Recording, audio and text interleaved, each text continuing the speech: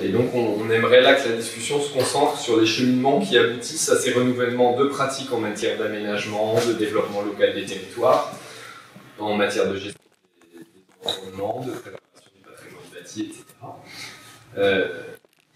Ce qui concourt à lancer des actions, des projets, à en faciliter le déploiement ou au contraire à les freiner. Et on pourra aussi aborder les questions du moment où ces pratiques perdent peut-être leur caractère inventif et expérimental pour s'établir, être reconnues, s'institutionnaliser, comme on le dit, et parfois se figer. Et donc on perd un petit peu là, le côté libre, la marge de manœuvre qu'on avait quand on était dans des démarrages de processus. Donc voilà un petit peu la discussion. Alors, pour introduire cette discussion, je vais poser des questions à deux animateurs, mais on va faire un petit tour de table avant pour se présenter chacun. Oui, j'ai pris le table. Donc moi, je commence comme ça sera fait. Donc je suis Thomas Maillard, je suis géographe et j'ai travaillé à Marginov comme post-doctorant sur la valorisation. Vous m'avez déjà vu ce matin, donc pas besoin d'en dire plus. Bonjour, Christophe Bourriette, moi je suis architecte urbaniste de formation, je suis maître de conférence à l'École nationale d'architecture et paysage de Bordeaux, membre du passage. Donc j'articule effectivement, j'ai une pratique professionnelle avec mon propre niveau d'études et une pratique d'enseignant-chercheur. Et en particulier sur Marginov, on mène un travail au long cours dont on a, je pense, déjà parlé ce matin autour de l'atelier des langues. Voilà. Donc ça, bien positionné. Du coup, je profite de ce micro-CV, ce que je trouve très intéressant, parce que je vois, moi, un petit peu les deux bouts de la chaîne, hein, c'est-à-dire le mode très exploratoire au niveau de la recherche, l'enseignement, comment ça s'articule, et en bout de course, les enjeux de pratiques professionnelles en cours, la pratique de l'urbanisme, la pratique des acteurs. J'en suis un des acteurs. Je suis aussi acteur agissant, je ne sais pas les bons mots, mais c'est très intéressant du coup d'avoir cette double focus. Bonjour, moi c'est Benjamin Chondélan, je suis paysagiste de formation, je suis docteur en architecture et paysage, et surtout aujourd'hui je suis là, je viendrai témoigner sur une expérience que j'ai vécue dans le cadre de ma thèse, qui portait sur l'accompagnement en fait, de jardiniers de collectivités sur le passage à la gestion écologique. Et je me permets d'introduire, parce que comme ça, tes questions après iront direct dans le vif du sujet. Et spécifiquement, ma thèse portait sur ce qu'on appelle un grand parc naturel urbain, qui fait à peu près 400 hectares. Et donc l'objet, c'était d'accompagner les jardiniers en fait, dans la mise en place d'une gestion écologique à une échelle intercommunale, ce qui posait la question en fait d'une coopération entre ces gens-là, du processus de coopération d'un point de vue social, mais aussi d'un point de vue technique, comment ensemble on arrive à mettre ou pas en place une gestion écologique avec tous les effets techniques, sociaux, politiques qu'on a tous vécu derrière cette transition-là. Donc c'était l'objet de ma thèse et on m'a demandé d'intervenir pour témoigner de ce regard-là.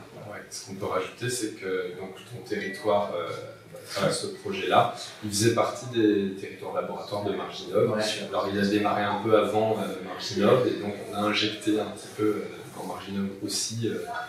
Donc voilà, alors là ce matin on t'a pas fait présenter les choses, mais là c'est l'occasion Un petit témoignage de le faire. Ouais. Et c'est où finalement? C'est sur la métropole de Bordeaux, c'est sur ce qu'on appelle la rive droite de la métropole, c'était la rive droite pardonnaise. C'est 4 communes qui sont Bassins, Fleurmont, Selon et Florec. C'est des communes qui sont regroupées au sein d'un groupement d'intérêt public depuis plus de 20 ans. Et elles ont la particularité de concentrer à L4, à l'échelle des 28 communes de la métropole, un des chiffres assez emblématiques qu'on emploie pour expliciter ça, c'est qu'elle concentre à elle seule environ 43% des quartiers prioritaires de la ville sur ces 4-là à l'échelle des 28. Donc en fait, ce groupement d'intérêt public a été créé pour accompagner sur le renouvellement urbain, politique de la vie, on est vraiment dans cette dynamique-là. Et après, on a une diversification de compétences, dont l'accompagnement sur la gestion de ce grand parc qu'on appelle le parc des Coteaux, en fait. C'est un ensemble de parcs, il y a 10 parcs qui sont répartis sur les différentes villes. Et voilà, après, ça nous amène à ces enjeux. Et ma thèse a duré 4 ans. C'était une thèse aussi où j'étais en fait j'étais acteur et en posture de réflexion. Et aujourd'hui encore, je suis dans une démarche de recherche-action. Ça fait 6-7 ans que j'expérimente ça. Donc, dans ces logiques de processus, ça me permet d'en parler différemment. J'étais paysagiste indépendant avant, et là j'expérimente le dedans en fait. Je suis au sein des collectivités et donc je vois en fait l'évolution des processus de manière complètement différente. Je m'appelle Chris Pividori, je suis doctorant, enfin paysagiste, diplômé paysagiste en 2018, et là je fais un doctorat depuis 3-4 ans en architecture et paysage sur la question de l'évolution des pratiques paysagistes au sein de la métropole de Bordeaux, et enseignant à l'école d'architecture et de paysage, et j'ai touché du doigt deux des projets qui ont été présentés ce matin, un petit peu avec Benjamin sur le parc des Coteaux en stage, et avec Grégory aussi en Gironde en stage. Voilà. Hervé Boulas, paysagiste formé à l'école de Bordeaux, l'ENSAP. Je suis doctorant au sein du labo Passage sur la question des terroirs urbains dans le cadre de la métropole bordelaise. Et voilà, donc je n'ai pas collaboré à stricto sensu à Arginov, j'ai regardé ce qui se faisait. Et je suis également enseignant sur plutôt le domaine de la question alimentaire des paysages aujourd'hui. Comment l'aborder et avec en perspective comment éventuellement réfléchir et proposer des mesures qui puissent accompagner ou qui puissent porter la renaissance de terroir. Je peux me permettre aussi de rappeler qu'Hervé aussi collabore un petit peu à notre projet d'atelier des langues, puisque tu interviens une conférence assez fondamentale qui fonde un petit peu notre atelier dans le volet enseignement de ce petit recherche. Là, ça vient de compétences que j'avais avant de me reconvertir en paysage, où j'avais été intégré à une équipe de recherche sur l'origine et l'évolution du paysage qui constitue le maillage ancien du paysage des Landes de l'Escaune. Le paysage berrial qui est surtout bâti autour d'un paysage bruissant. C'est une continuité. L'idée, c'était de poursuivre effectivement sur. Puisque j'étais déjà dans une équipe qui travaillait sur le paysage, mais je n'étais pas paysagiste, j'étais historien de formation. L'idée, c'était d'apporter, d'avoir cette corde supplémentaire qui me permet aujourd'hui de regarder le paysage qu'on a publié avec un œil un peu différent, et ça m'amène toujours de l'eau au mur. Si chaque année, je peux intervenir sur une thématique légèrement différente, c'est que le sujet continue à...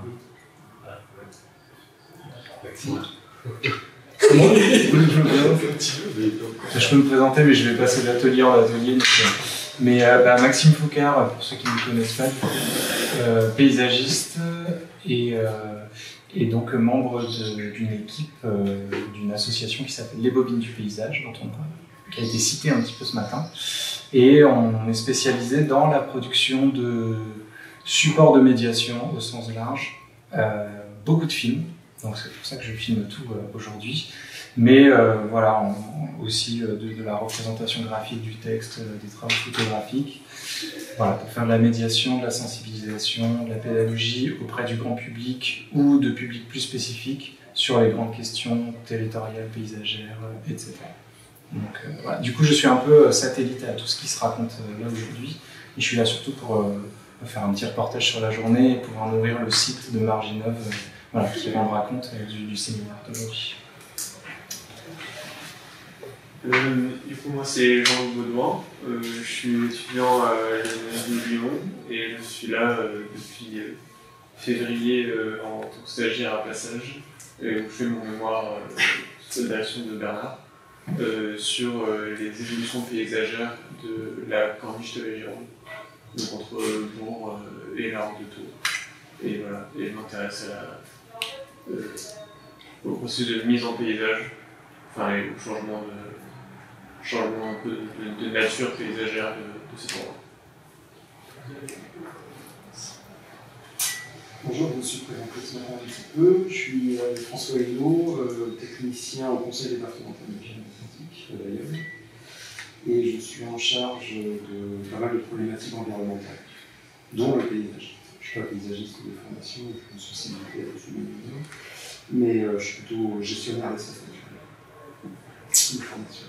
Et, je travaille sur le littoral, je travaille sur l'éducation à l'environnement, je travaille sur les compétences des espaces naturels sensibles, ces paysages.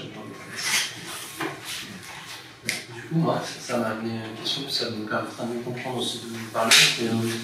Parce qu'on est amené à travailler avec des personnes équivalentes en Gironde, mais du coup, ça m'amène à essayer peut-être de mieux comprendre dans l'équipe dans laquelle vous êtes. Est-ce que vous êtes seul, plusieurs, comment c'est structuré en quelques mots? Ça m'a l'air intéressant. Oui, bien sûr. Chaque département est différent. Le Gironde, justement, j'ai organisé une visite au conseil départemental 33 de mes élus pour voir un petit peu ce qui se passait chez eux. Okay. En sachant ce qu'ils citaient déjà. Oui, je savais très mais bon, voilà, ils n'ont pas les mêmes compétences, ils travaillent sur les énergies, sur plein de choses. Non, ils ont décidé effectivement d'étoffer une équipe assez importante. Il y a même des personnes qui se consacrent au paysage. Ce qui n'est pas du tout le cas chez nous. Chez nous, on est une toute petite équipe de 4 personnes. On ne le fait pas, mais on le fait faire. Voilà. C'est-à-dire qu'on donne les moyens techniques, financiers, conseils, ingénierie, etc., à des acteurs que sont les associations, les intercommunalités, les communes, d'agir. Ça va être important. Oui, on n'est pas en régie, mais on donne des moyens effectivement à des partenaires que l'on reconnaît d'une certaine façon d'agir en notre nom. Très différent. Est-ce que toi, tu as travaillé avec le département Gironde? Je travaille depuis longtemps avec eux et je connais un peu leur histoire aussi, parce qu'ils en sont pas arrivés. Ils ont eu un chemin pour y arriver. Et on sait à quel point, encore une fois, en travaillant dans les collectivités, je connaissais aussi bien les systèmes internes, politiques, techniques, etc. Et ça joue complètement dans les échanges qu'on va avoir. Donc de comprendre, oui, bien sûr. ça va mieux comprendre.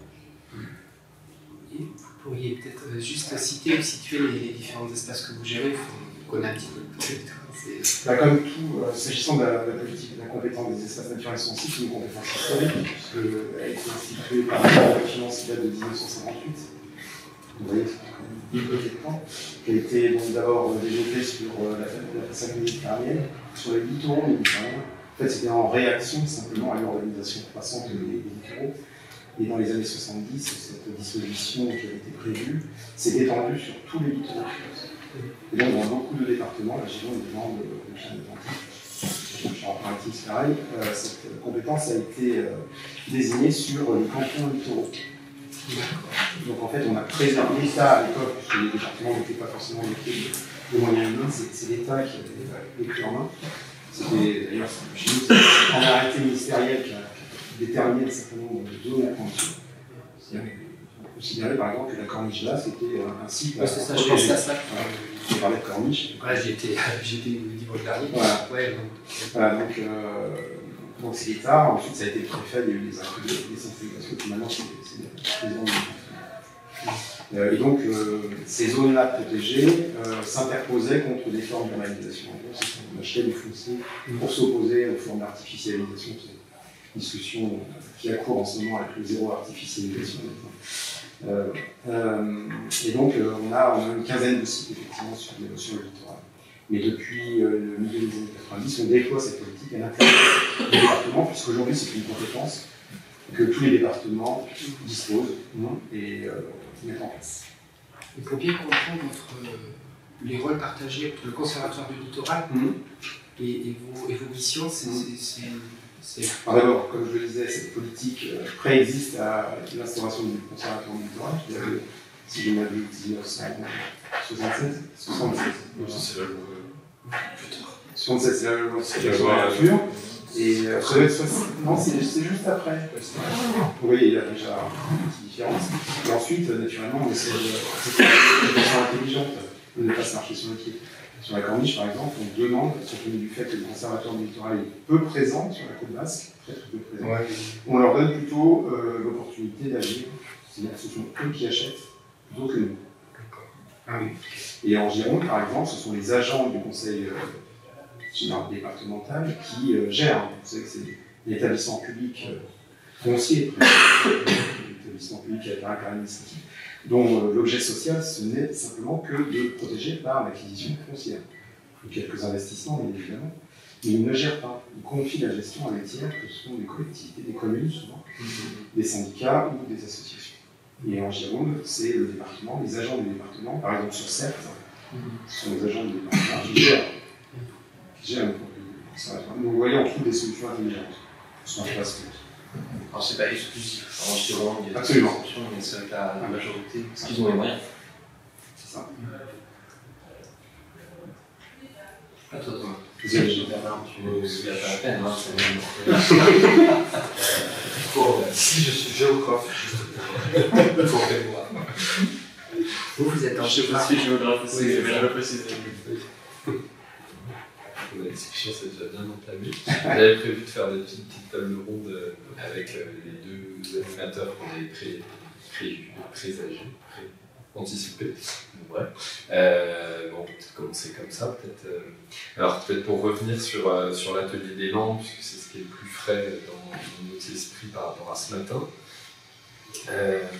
Alors, est-ce que, Christophe, tu peux nous parler du processus, donc il y a une quinzaine d'années en gros de recherche, action, pédagogie sur le territoire des Landes, qui débouche aujourd'hui sur l'atelier des Landes qui commence à se mettre en place. Alors, comme tu as participé au processus depuis le début, Pas tout à fait, mais moi depuis 7-8 ans. Sur les 15, j'en manque 5. Mais comme je fais une publication, je peux faire un peu de... voilà, J'ai quelques murs, j'ai rencontré. alors, est-ce que tu peux nous parler des changements que tu as pu observer ou vécu tout au long de ce chemin, et notamment sur deux idées fortes, je pense, qui sont donc, ces innovations, qui étaient à la fois le changement de regard, notamment sur quelque chose qui était important, qui était la panélisation des paysages. Donc ça, c'était vraiment le côté recherche classique d'observation des Landes. Donc les changements de regard que tu as pu vivre et observer chez des acteurs avec qui vous avez bossé. Et puis après, peut-être l'évolution des collaborations avec les acteurs, mais peut-être ce changement de regard, je pense que... Rapidement, c'est vrai que moi je suis arrivé jeune maître de conf associé. J'ai intégré l'équipe, donc d'abord une équipe d'enseignement, un atelier de projet de design d'architecture et un séminaire piloté par Pierre Parrain et Jacques Robert. Donc j'ai commencé comme ça, donc c'est mon histoire d'enseignant et de chercheur est profondément liée à ça. Donc c'est quelque chose effectivement qui est très fort pour moi. Et donc effectivement, j'arrive un petit peu comme jeune enseignant pour venir dans le cadre des décharges de recherche de Claire Parrain. Donc, Claire et Jacques m'associent très très vite à ce processus-là. Et effectivement, avec plutôt avec des compétences autour des questions de l'urbain, de l'urbanisme. Et je vais le préciser, j'ai une pratique associée 50-50 avec une paysagiste formée à l'école de Bordeaux, c'est ma conscience. Donc les sujets que vous abordez, je les connais. On a travaillé sur les lacs Marion, Wisco, que vous connaissez. J'ai été posé dans la maison de notre père, l'édifice sur le parc des Coteaux. Ce sont des sujets que j'avais cette sensibilité où moi les questions d'urbanisme, d'architecture et des paysages n'ont jamais été renvoyées dans leur colonne et dans leur champ disciplinaire. Ça, c'était quelque chose que je portais déjà dans l'enseignement. Je me suis positionné en tant qu'enseignant dans mes candidatures pour enseigner là-dessus, fondamentalement, en essayant de dire, moi, je vais essayer de porter un projet. Et c'est la recherche m'est tombée dessus un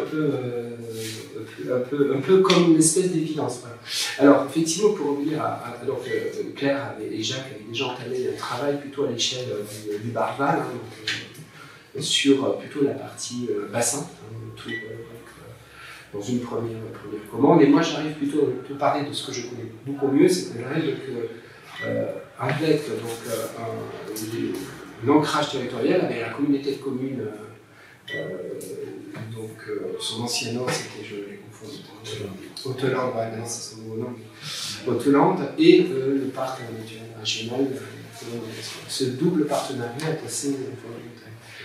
Et donc, très très vite, en fait, on se dit enseignement, recherche et action, voire prototypage à terme sont liés. Et ça, et donc, effectivement, et le parc est très intéressé aussi, parce que dans ses missions, il se trouve souvent confronté à devoir porter une espèce de jugement de valeur sur des projets architecturaux quotidiens. Voilà. Et sans doctrine, sans réflexion, qu'est-ce qui est contemporain, qu'est-ce qui est... Donc la première commande qui nous avait été faite, c'est essayer de nous produire une espèce de référentiel architectural contemporain pour nous aider à statuer. Et tout de suite, on en impasse, parce qu'effectivement, déjà, on décorrèle la question du bâti, de ses contextes, de son milieu, etc., qui ont attaché. Et donc ça, c'était un petit peu la commande dans le cadre de l'atelier. Mais c'est important, je parle souvent de l'atelier, parce que c'est le matériau qui nous sert à construire le travail de recherche, comme ça a pu montrer ce matin. Et voilà, donc ça part de ça. Et du coup, tout de suite, on s'en saisit différemment. On se dit, non, on va repartir du territoire, on va repartir de la compréhension, et c'est d'ailleurs en ça que Hervé intervient aujourd'hui et l'année prochaine encore. C'est lui quasiment qui lance l'atelier en refondant, en remettant le territoire dans son histoire, dans sa dimension, pas nourricière, pour des architectes, c'est important, et c'est très fondamental parce que du coup, c'est le territoire qui est la matrice de la réflexion sur des éléments de projet amenant en partie sur une réflexion à l'échelle architecturale. Donc c'est vrai que... Et évidemment, on comprend bien que la banalisation des paysages, elle commence d'abord par la banalisation aussi de la façon dont il est occupé de façon générique par les formes bâties et les formes urbanistiques, type lotissement, etc. Donc parmi les axes de recherche, et là-dessus, cela fait beaucoup de réflexions. Très très vite, on intègre la notion des acteurs comme évident, puisque on est dans un dispositif où la négociation est forcément native, et la négociation même sur les échelles de valeur, ça c'est quelque chose qui est très fort. Et quand on parle, j'ai juste réagi sur mon mail, ce qui a énormément été très très important, c'est la question des représentations que l'on se fait de son milieu de vie. Je vais l'appeler de façon générale, de son milieu de vie.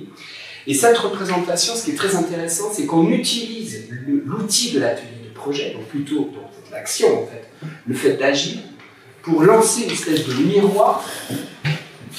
Voilà, le chercheur et ses étudiants lancent un miroir qui permet aux acteurs du territoire non pas de regarder la représentation que porte le chercheur et l'étudiant, mais lui-même, il s'interroge sur ses propres représentations.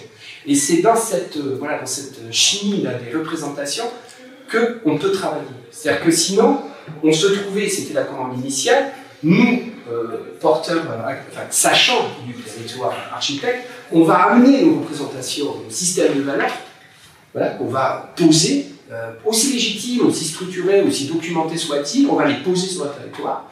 Et du coup, ces valeurs contre valeurs, ces représentations contre votre transformation. C'est un peu cette dialectique, elle est en plus inverse, puisque assez régulièrement, en tant que chercheur, comme moi depuis moi, au cadre de l'atelier des langues, inversement, le regard des acteurs du territoire, je dis des acteurs pour faire simple, donc acteurs politiques, techniciens, différents acteurs de l'aménagement, du département, de la SATEL, enfin il y avait beaucoup d'acteurs à différents niveaux. On se sert aussi de ça pour juste aussi re-questionner la posture de l'action par rapport à ça. Et ça d'année en année, ça se construit. On est allé sur beaucoup de sites différents. Ça constitue aujourd'hui un matériau assez impressionnant de choses qu'il s'agit aujourd'hui de traiter. Et je vais prendre une anecdote parce qu'elle va illustrer beaucoup de choses. Quand Claire me dit tiens, il y a un groupe d'étudiants, enfin Claire ou Jacques, il me dit tiens, il y a un groupe d'étudiants qui aimerait être le nom va m'échapper en permanence, je vais l'appeler comme ça. En fait, en résidence, pardon, c'est ça. Je voudrais, dans le cadre d'un atelier, être en résidence, c'est-à-dire investir la commune de Moustel, que M. le maire était là tout à l'heure. Est-ce que tu peux voir avec le maire si c'est possible? Déjà, on ne dit pas non, on dit oui, c'est super. Posture assez innovante, parce que souvent, on a cette obsession du contrôle, même dans les formats, etc. Donc, je rencontre M. Richard à l'époque, et il me reçoit, et me dit oui, mais ils ne vont pas délirer, parce que vous comprenez, ici, c'est sensible et tout, et je me dis non, vu qu'on avait cette historique de structuration méthodologique, voilà, non, rassurez. Et donc, il me dit, banco, donc, pourquoi pas.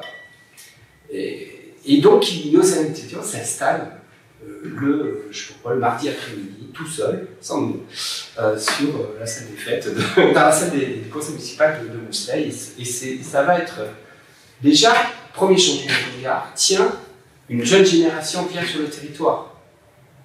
C'est le premier signe. Ah, changement de posture.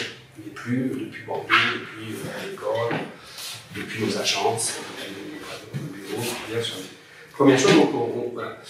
Et au fond, et après ils font un travail et tout ça, ils identifient des situations, ils se mettent, je dirais, en écoute par rapport aux acteurs, et ça va, et ils s'attachent à la question de cette fameuse série de Mousselet, qui est le premier objet de leur projet. Ils le sont quand, à l'époque, on a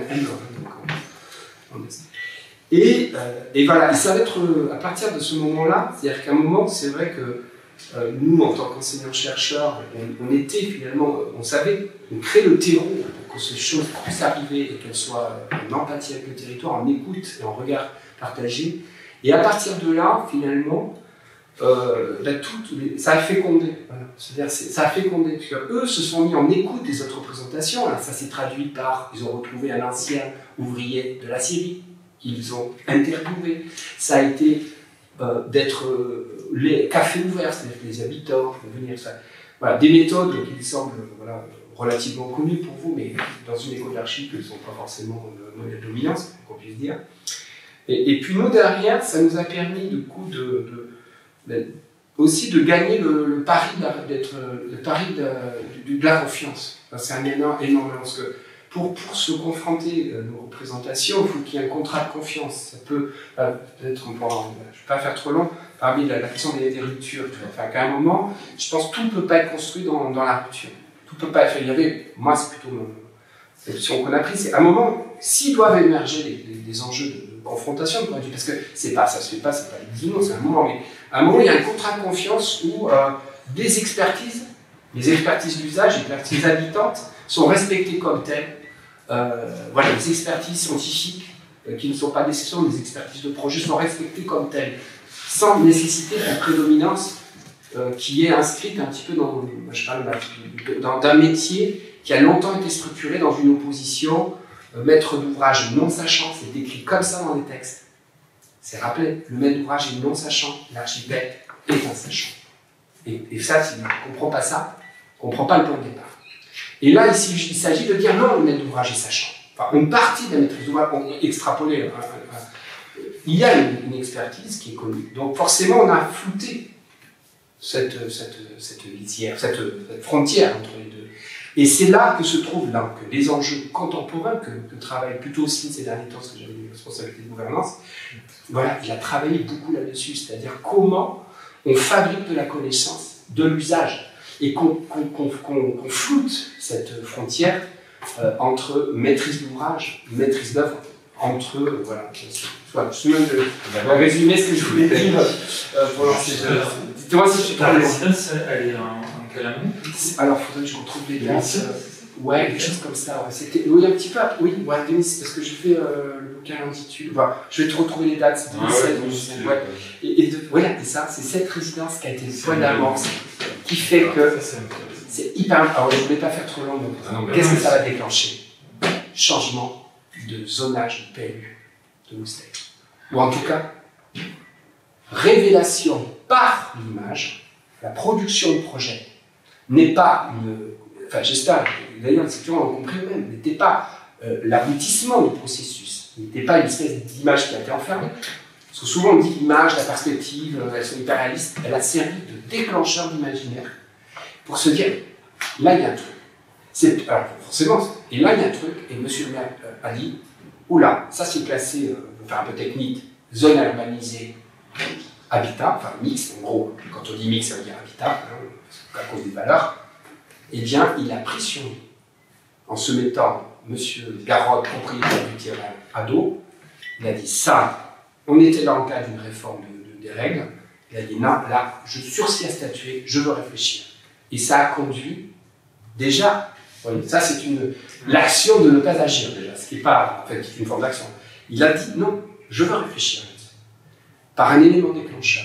C'est très modeste, mais on est très fiers de ça. Et les étudiants qui sont de l'île Walden sont très fiers de cet élément. C'est incroyable ce qui s'est passé. C'est-à-dire qu'à un moment, et les images, et le travail exploratoire, parce qu'il était profondément infusé par le territoire, même s'il a permis de le légitimer. Voilà, je fais trop l'autre. Ouais, donc ce qui est super intéressant là-dessus, c'est qu'on a un truc très progressif d'étudiants qui gagnent d'étudiants et d'un groupe d'enseignants qui gagnent la confiance comme ça des élus et des habitants quelque part, en récupérant leur expertise d'usage et puis en la diffusant aussi, en la médiant. Et ce qui aboutit à quelque chose d'assez brutal, qui est quand même cette rupture au moment du PLU. Et alors, moi, ce que je trouve intéressant là-dessus, c'est qu'on a quand même des images institutionnelles de PLU, des façons un peu standards de faire des PLU, et c'est des choses qui sont appliquées par les locaux, on va dire, et le changement brutal dans ces façons standards de faire est venu de gens de l'école d'architecture, et pas l'inverse. Exactement. Enfin, je vais y arriver, tu connais bien ce territoire. Oui, j'ai vu sur les dernières années évoluer justement, et j'étais très intéressé parce que j'ai vécu à Marseille quelques années au début de ma première carrière, et ce qui ressortait de mes passages successifs au fil du temps, c'était un territoire dont j'avais l'impression qu'il a rentré dans un espace de délaissement, qui était ressenti comme tel par les habitants. Ce que j'ai particulièrement aimé dans la démarche que tu as soulignée, c'était d'aller vers l'habitant pour justement lui dire non, vous n'êtes pas, pardon de l'expression, les cons, on peut bien nous faire passer pour des cons, mais vous n'en êtes pas. Parce que tu parlais tout à l'heure au début de représentation, mais justement, la façon dont les gens se représentent dans ces territoires, elle est tellement dépréciée que pour eux, une démarche comme celle que vous avez portée, avec des étudiants derrière, des architectes, des chercheurs, qui viennent auprès d'eux et qui leur disent on va essayer d'abord de commencer par se parler, se comprendre, et puis ensuite comprendre un peu comment vous représentez votre territoire, est-ce que vous voudriez qu'il devienne. Et ça, c'est très nouveau. En tout cas, c'est quelque chose qui n'était plus arrivé, peut-être depuis l'époque de la MIACA, donc il y a une bonne cinquantaine d'années. À l'époque où on s'intéressait encore un peu à l'arrière-pays et où on avait prévu déjà des investissements dans ces secteurs-là. C'est le côté ethnologie, petit patrimoine et tout ça. Ouais. Alors ensuite, il y a quelque chose qui m'a aussi que j'ai retenu de ton propos introductif, c'est que votre démarche s'apparente d'une façon assez troublante à celle qui a déterminé la création de l'étude sur les aires auxquelles j'ai participé pendant combien de temps, une douzaine d'années. C'était une étude au long cours.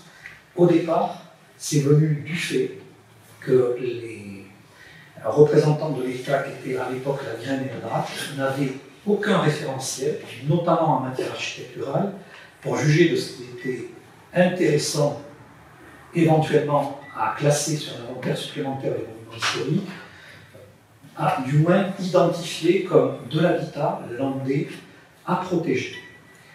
Puisqu'à l'époque, le zonage dans le département des Landes, le zonage qu'on appelait du POS à l'époque, du 4ND qui avait été créé pour la protection d'une partie de ces espaces, était régulièrement contourné. Et on se retrouvait avec un zonage 4ND qui aurait dû servir à la protection et à la mise en valeur de ces aériaux, qui devenait un zonage où on fractionnait les aériaux pour en faire des espaces de lotissement. Donc c'est à partir de là que l'étude a été définie, pour d'abord servir, produire des référentiels. Donc, tu vois, vous avez commencé, tu as dit, il y a une quinzaine d'années? Oui, Claire a lancé ça avec le Barval à l'époque, oui, une quinzaine d'années. Moi, ça fait déjà 7-8 ans maintenant qu'on est sur le territoire ouais. Et l'étude sur les aériaux, sa clôture, c'est 2010. C'est ça, enchaîné. Enchaîné. Et bon, c'est important ce que tu rappelles, qu'effectivement, on n'arrive pas non plus sur on ensemence le terreau au fur et à mesure, c'est-à-dire qu'effectivement, c'est ça qui est le plus compliqué à dire, c'est qu'on arrive effectivement, on n'est pas tout seul, voilà, on ne se connaissait pas avec Hervé, et puis on s'aperçoit qu'on parle presque de la même chose, alors avec des cultures, l'histoire du paysage, moi plutôt sur la question des formes urbaines et des règles, des réglementations, mais c'est vrai qu'on nous raconte c'est très important ce que tu soulignes, la réhabilitation de l'image de soi, de la maîtrise d'ouvrage. C'est un truc qui a l'air un énorme gros mot, mais c'est extrêmement important ce que je constate, c'est-à-dire que la qualité de ce miroir qui est tendu, c'est ça que je trouve ça très intéressant, qu'on réhabilite, et donc on a réhabilité le regard sur ce bout de hangar, qui ne sont que des bouts de hangar sur cette série. Pendant des années, on les a regardés comme des bouts de hangar à s'en débarrasser. Voilà. C'était un débris, quoi. C'était des briques. Un débris, voilà, une friche, enfin, au sens. Pour vous, paysagistes, la friche et géographe, c'est très important, mais pour nous, la friche, c'était le non-pensé, le territoire de demain, quoi. Et là, c'était intéressant de et ça, c'est grâce. C'était pas. Enfin, ce qui est intéressant dans le volet action, la dimension recherche, le volet action, c'est-à-dire la production de projets, sert justement à refabriquer un imaginaire et du coup à retisser les futurs récits. Et cette fois-ci, qui est le moment, c'est ça, M. Richard et toute son équipe, et se l'est embarqué, avec les élections, ça a été chaud patate, parce que le père Garode, il a fait liste contre lui. Il a essayé de faire pression sur nous, il nous a foutu dehors, coupé au cul, un jour on était sur le terrain, quand on est... Enfin, voilà. Il est revenu à la municipalité. Ouais, il veille au grain. Alors, le propriétaire, tu parles. Le propriétaire de la scierie historique qui se voyait, des leaders, des questions, etc. Donc, dans cette stratégie, l'actualité, c'est une stratégie de négociation. Donc, il y a trois éléments dans la négociation. Un volet renaturation, dans les fameux deals qu'on a aujourd'hui.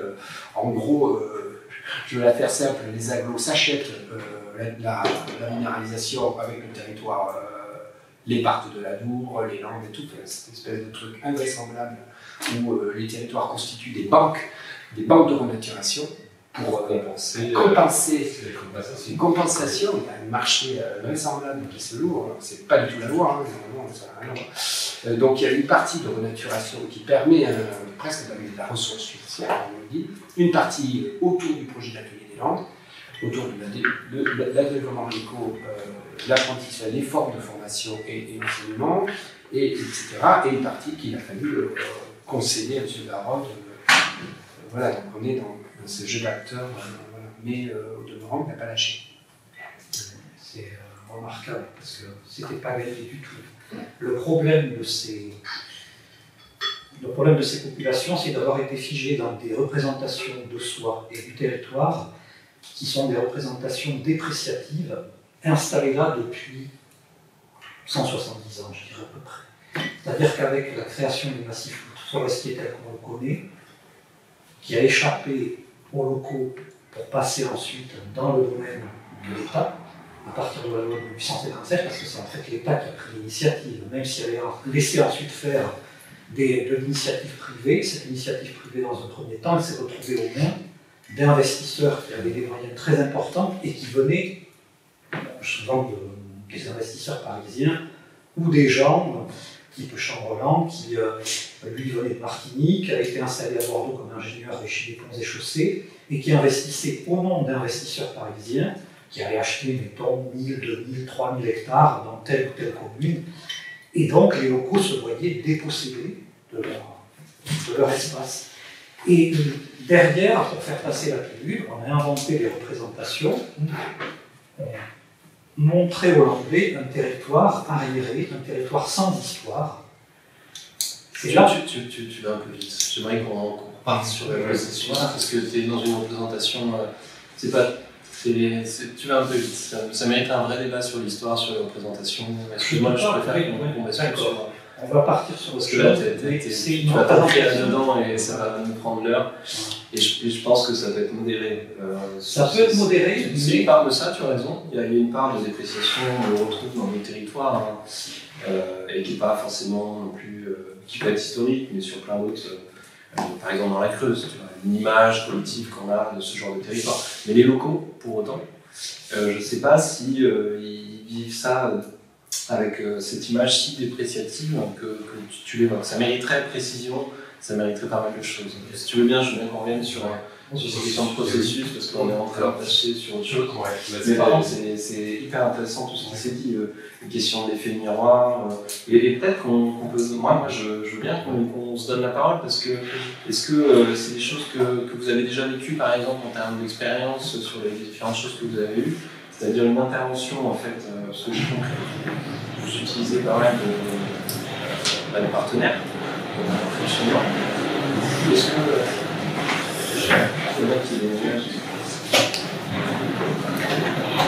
Est-ce que ça. Alors, on a bien compris qu'avec Cyril et d'autres, en ce moment, vous travaillez un peu là-dessus, parce que finalement, les brèves, c'est un peu ça aussi.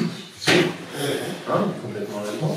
Et peut-être qu'on peut rebondir et approfondir un peu, parce que ce matin on a manqué de temps pour voir comment vous voyez ça, les faits.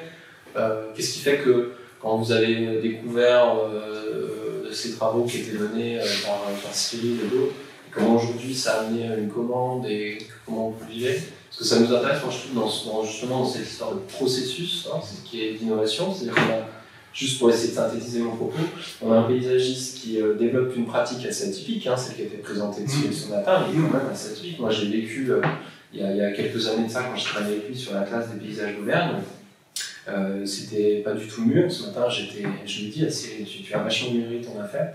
Et donc on est sur une pratique un peu atypique, qui recolle pas mal sur ces questions d'effet miroir, questions de référentiel. Donc voilà, comment vous l'avez vécu? Est-ce que ça vous a semblé innovant ou pas? Tout ça peut nous aider à... Oui, bien sûr. Oui, non, mais c'est... Alors, on peut dire qu'il existait un atlas départemental du paysage sur les Pyrénées-Atlantiques qui datait de 2000, qui a été réfléchi en 1998, réalisé par un cabinet Morel Leleg, qu'on peut citer, je ne sais pas si vous connaissez, Chapeau.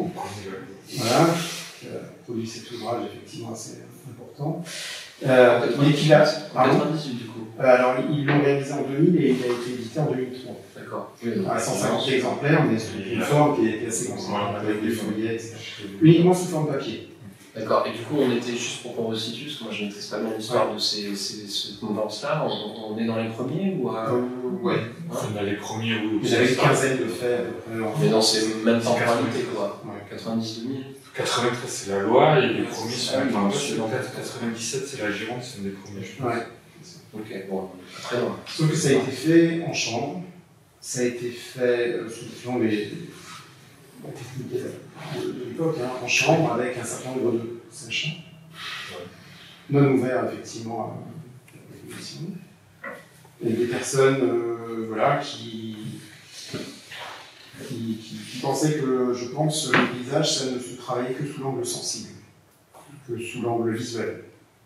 Là, on a parlé du sonore tout à l'heure. Oui, c'était très bien, je connaissais. C'était systématique. Ensuite, sans protège, c'était des vues. Donc, ensuite, production d'un ouvrage livresque, donc une façon habituelle de produire de l'écrit. Voilà. Bon. Et puis, voilà, ça n'a pas été porté sur Internet, alors que Internet commençait quand même à prendre son tournée. Et puis, on a regardé un petit peu quel était l'usage de ça. Parce qu'il y a un gros problème aujourd'hui, c'est qu'on ne tire absolument aucun bilan de l'usage des atlas. J'en tire un très simple, c'est qu'il n'a été utilisé que par les bureaux d'études qui se sont tenus à faire des photocopies pour les introduire dans des documents d'urbanisme. C'est bilan, en fait. Et sans trop avoir de plus-value, pour la plupart. Photocopie introduite dedans, pourquoi? Parce que la réglementation oblige effectivement à considérer le paysage et les documents d'urbanisme. Je parle des documents d'urbanisme. Je force le trait pour vous comprendre. Mais du coup, il fait à ce moment, dans cette période-là, il fait référence Du coup, ça Oui, peut fait faire référence. C'est la seule référence existante sur Voilà, les il fait référence avec son cadre réglementaire en plus, C'est ça. mais encore de technicien à technicien, Oui. de sachant à sachant. C'est ça, absolument. Donc, nous, ça ne nous avait pas, d'autant que finalement, il y a eu des évolutions aussi, puisqu'il y a eu une guide méthodologique sur l'exercice qui a quand même, comment dirais-je, donc on redéfinit un petit peu la façon de faire, on redéfinit ce que devait être la place, et là-dedans, il y a la dimension sociétale, sociale, qui devient prégnante. Ça date du guide méthodologique de 2015 ou 2016. Regardez la définition, je ne l'ai plus en tête, mais où justement il y a l'importance de consulter le public. Donc les travaux effectivement de Cyril en Auvergne étaient tout à fait contemporains. Et singulièrement, c'est ce que j'évoquais ce matin, la dimension agricole, les agriculteurs, figure même dans la définition. Donc, voilà. Donc il nous fallait absolument effectivement revisiter ces outils. Je suis d'abord ancien, puisque le territoire avait évolué en 20 ans. Il y a eu la 65, il y a eu des modifications de pratiques à la fois pastorales, agricoles, avec des mutations importantes, etc. Le territoire a évolué, on est passé vraiment à la sphère Internet, et puis ce document a été fait en chambre et ça ne nous satisfait pas. Donc c'est la raison pour laquelle le choix a été porté effectivement dans le cadre d'un marché public, qui était transparent, de choisir effectivement les types de cinéma. Fort de son expérience, fort du fait qu'il était aussi enseignant-chercheur et qu'il testait un certain nombre de choses, et fort aussi du fait qu'aujourd'hui, la société change, elle change à une allure incroyable. Regardez le taux de participation des jeunes aux élections nationales. Les jeunes ont aujourd'hui une autre façon de s'impliquer, s'impliquent très localement dans un certain nombre de projets, et ça, il faut. Nos élus l'entendent, ça. Quand on voit que nos élus sont aujourd'hui parfois élus à hauteur de 30% de l'ensemble des concitoyens en charge de voter, on peut s'interroger quand même sur la légitimité de cet outil démocratique. Donc eux-mêmes font le constat qu'il faut absolument envisager les choses de façon différente. C'est-à-dire qu'aujourd'hui, tous les projets doivent être conçus, enfin tous, peut-être pas tous, mais par le bottom-up, puisqu'on a évoqué. Vous avez insisté là-dessus ce matin. C'est la partie en terrain. Les élus sont vraiment. Ah oui, c'est une commande du président. Vous l'avez dit ce matin. C'est une commande du président. Oui, moi je pourrais témoigner à mon échec, parce que je travaille pour la communauté du Pays Basque. Et le problème, c'est l'outillage. Oui. Comment on fait on peut le dire. Mais, et là, effectivement, on est vraiment dans l'actualité de ce qui se fait dans les pratiques, parce que la pratique, elle aussi, elle doit se réinventer fondamentalement.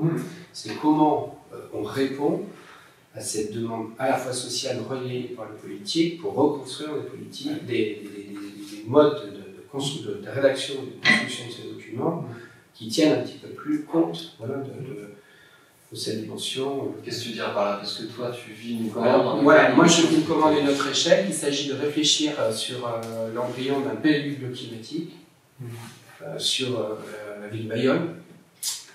Et on est vraiment, c'est un petit peu, on utilise les outils exploratoires qu'on peut mettre en place dans la recherche. J'ai carrément fait un petit cours aux élus. Je suis passé par la dimension pédagogique parce que ces gens signent toute la journée des documents et les permis, ne comprennent rien de ce qu'ils signent.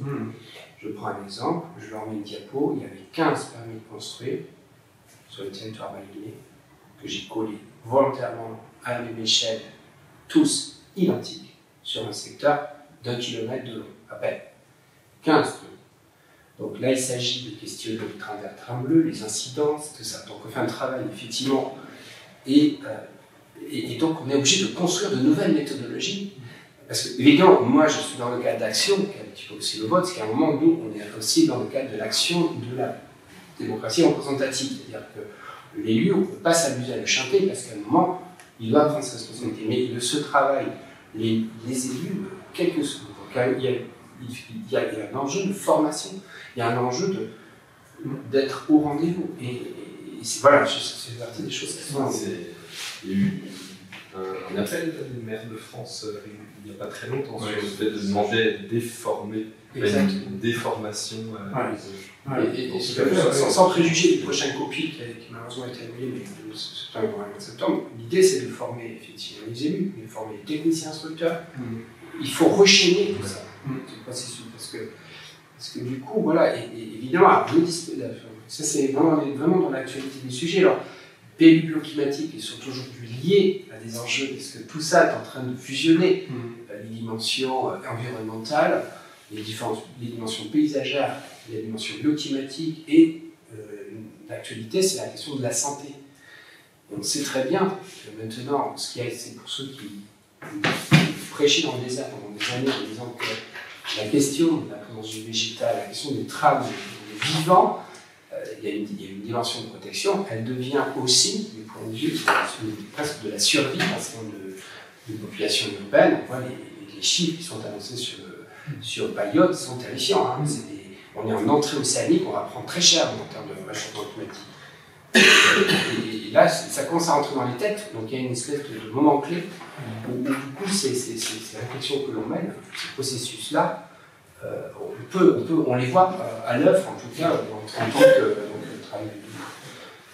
Voilà, c'est vrai que du coup, c'est assez marrant parce qu'il y a pas mal d'enseignants-chercheurs qui sont aussi, comme Cyril, dans des situations de mise en situation pratique. Et nous, en tout cas, moi, ça m'aide énormément à construire mes enseignements, à construire toute ma recherche, parce que moi, je sais réellement, m'inscrivant dans une école qui forme des futurs acteurs professionnels, je vois très très bien l'actualité des enjeux. Aucun souci, je me fais cartonner récemment parce qu'il y a des dénis, il y a des dénis énormes sur ces questions. La question c'est comment on fait.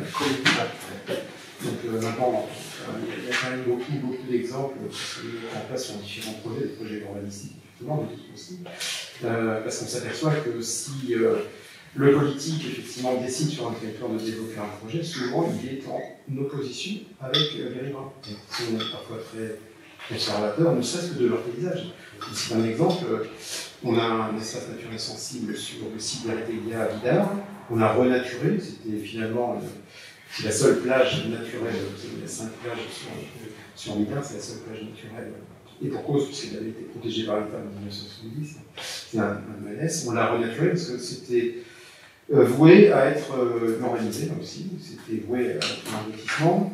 Le lotissement a capoté, ça a été ensuite un camping, aménagé en camping. Donc toutes ces formes-là ont été renaturées. Et on s'est attaqué aux espèces exotiques envahissantes qui étaient un certain nombre de baclaris, etc., de vieux baclaris sur lesquels les gens avaient l'habitude depuis 40 ans de mettre la serviette. On les a coupés. Ça a généré un tollé absolument général. Alors on était dans un projet de renaturation, donc d'enlèvement d'espèces exotiques envahissantes. Vous voyez, ça c'est une démarche très technicienne que de travailler sur cette renaturation, mais sans concertation préalable, on était dans une situation de blocage. Mais là, en l'occurrence, il y a une décision politique forte qui va dans le sens d'une implication des habitants. Oui. Du coup, ce qui est intéressant, c'est que dans ce processus, ça amène à pouvoir retenir dans une proposition d'un marché public une méthode qui va dans ce sens-là et qui s'avère être innovante. Là, on revient sur la classe de l'idée. Ouais, je reviens là-dessus. Et qui amène aussi, dans le cas de Bayonne, j'imagine que dans ta commande, il y avait ça aussi. Non, je l'ai détourné. T'as détourné la commande. Alors pourquoi t'as dit que tu connaissais ce portage politique? Non, j'ai d'abord une commande hyper classique. D'accord. Et j'ai la chance de tomber sur des relais comme vous, la Liliana, qui sont. Oui, mais c'est pour ça que ça va jouer à l'humain. À un moment, et du coup l'importance de la formation que nous faisons, c'est nous formons demain nos futurs maîtres d'ouvrage sous une forme ou d'une autre, qu'ils soient dans l'action de la. Et c'est là, donc c'est parce qu'on a des gens qui ont été formés et qui sont extrêmement sensibles à ces questions et qui regardent, qui lisent en tant qu'acteurs, il s'agit de responsables du service urbanisme, etc., qui ont dit. J'aurais proposé ça, ils ont dit banco, mais j'ai complètement détourné la commande. C'est qui a dit banco? Les élus, ils formulent une commande. Ils te disent, voilà, il faut. C'est les techniciens qui font. C'est les techniciens. Voilà, ces techniciens, ce sont les gens qui nous font. Non, en fait, extrêmement clair. Alors, hyper précis. Alors, très précisément. Parce qu'en fait, si tu Ouais, veux, non, vraiment dans ce genre de truc, c'est pas les élus ou les techniciens. Très précisément. Très précisément. Qu'est-ce que de ce processus? Voilà, très précisément, on a aujourd'hui une réforme, enfin, il y a le PLI intercommunal qui est en cours, qui est en train de se planter. Et effectivement, ce PLU est en train d'essayer de gérer les contraires. Comment maintenir un certain développement et répondre, parce que bon, on parle de Vidar, c'est clairement ça, c'est un PLU qui concerne Vidar, etc. Donc on est au cœur du sujet. Donc là, il y a ça. À l'intérieur de ce PLUI, il y a, on cherche à identifier 2-3 sites pilotes qui ont encore quelques potentialités. Ça, c'est les techniciens qui identifient ces sujets pour essayer de créer, de planter une graine auprès des élus pour leur dire, tant qu'on y est, essayons de voir sur 2-3 sites pilotes si on peut. Voilà, c'est vraiment ça part des techniciens, ce sont nos relais. C'est tout. Voilà. C'est pas toujours le cas. Là, c'est le relais parce qu'effectivement, on pourra prendre effectivement la question des citoyens. Il n'y a pas d'ensemble. Non, c'est pas une généralité, c'est une situation très concrète. Tu as des techniciens qui se disent là, on va faire une réflexion de test de 3 sujets. C'est-à-dire qu'eux, déjà, ils sont acculturés à exactement, ils sont acculturés à ça. Ils voient une petite fenêtre de tir. Il y a après, il n'y a pas tant d'enjeux que ça, il y a des trucs plus touchy, donc sinon là, on a un petit peu de gras, un petit peu de marge pour pouvoir faire des petites marges, exactement, on a des petites marges de manœuvre, on va tenter le coup, puis voilà, donc on répond pas à l'appel d'offres, enfin, c'est les réseaux, c'est une petite commande. Et puis, bon, ils me disent, bon voilà, on a ça, on aimerait, on ne sait pas trop comment faire, c'est le cas de dire, comment penser. Et du coup, je dis, on n'a qu'à tester des choses, on a testé le système d'atelier au lieu de faire top-down. Voilà. Et c'est là. Donc c'est vrai que du coup, vous connaissiez. Ils connaissaient tes. Oui, vous connaissez ma personnalité. Voilà, oui, non, mais c'est pas un appel. Oui, mais il peut y avoir un appel d'offres. Non. Régulièrement. Voilà, même si tu lances un appel d'offres. Non, c'est pas connaître les gens et t'adresser. C'est pas ce qui m'avait repéré. Non, il m'avait repéré. Ça, c'est important aussi, parce que ça participe de son acculturation. Comme Cyril était connu d'avant, il y a un cadre juridique qui le lance, mais ça participe. Parce que moi, je voulais pas faire trop long, j'aurais pu être. Ouais, mais tu vois, mais du coup, ça doit. Ouais, non, mais t'as raison. Oui, voilà, effectivement. Comme ils connaissent ma capacité aussi une certaine plasticité de la technologie, ça nous a permis de lancer cette démarche exploratoire. Et du coup, tu vois, c'est pour ça que quand c'était bien que tu le racontes, parce que du coup, les élus là-dedans, dans l'image historique que tu viens de faire plus précis, sont moins présents, tu vois. C'est-à-dire que c'est les techniciens qui se saisissent, comme tu l'as dit, d'une marge de manœuvre. Alors, s'ils la s'en saisissent, c'est qu'ils sentent que du côté de leurs élus, il n'y aura pas de blocage. C'est ça la logique. Non, c'est que sinon, ils n'y seraient pas allés. Le risque est trop grand pour eux. Et en même temps, ils tentent un truc où ils sentent qu'ils peuvent y aller et que ça va justement peut-être accompagner leur réflexion, leur démarche et remonter du coup aux élus. Et ça, c'est exactement ce que. Il me semble qu'il y a des similitudes avec ce que vous vivez.